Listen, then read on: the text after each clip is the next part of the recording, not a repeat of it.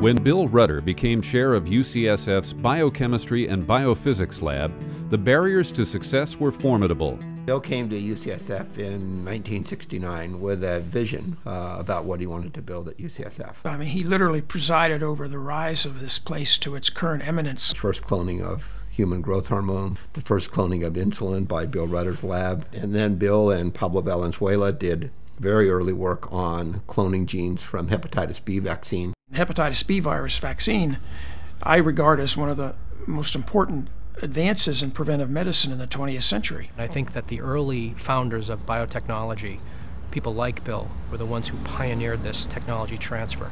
Bill's example, more than any other single example at UCSF certainly, changed the tone and made it clear that you could do good with technology transfer, serious good.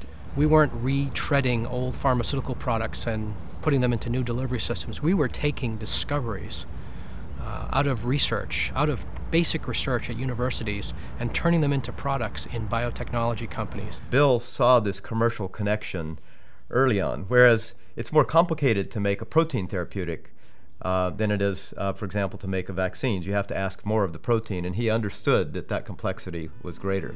At Chiron, Bill Rutter coupled breakthrough discoveries in hormone research with a passionate desire to turn research into commercially developed vaccines, diagnostics, and treatment protocols. And very early on, in fact right at the beginning of the company, Bill identified non-A, non-B hepatitis, now known as hepatitis C, as a crucial health need and something that he thought we could be successful in actually identifying. So the next huge influence of Bill's work was on our eventual discovery of hepatitis C, which, you know, when history is written, that's by far the most important thing we did at Chiron.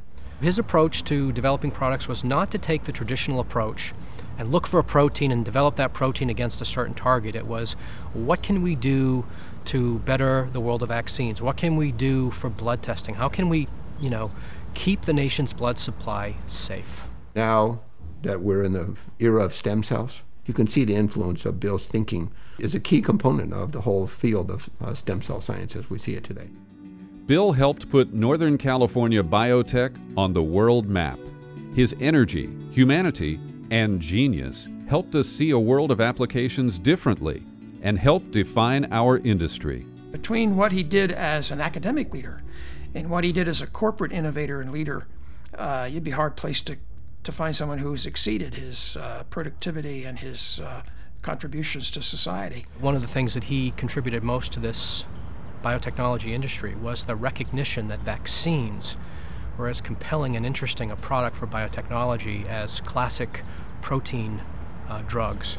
He's continued to encourage young scientists and small companies being unafraid to start over.